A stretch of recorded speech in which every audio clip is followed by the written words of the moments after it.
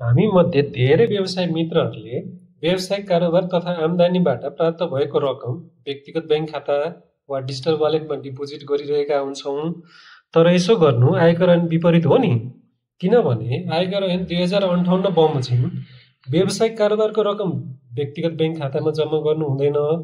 यो नियम उल्लङ्घन गरेमा प्रत्येक पटक कर कार्यालयले गर्ने अनुगमन 5,000 रुपैयाँ वा कुल रकमको 2% मध्ये जुन बढी हुन आउँछ सो रकम बराबरको शुल्क तिर्नुपर्ने हुन्छ।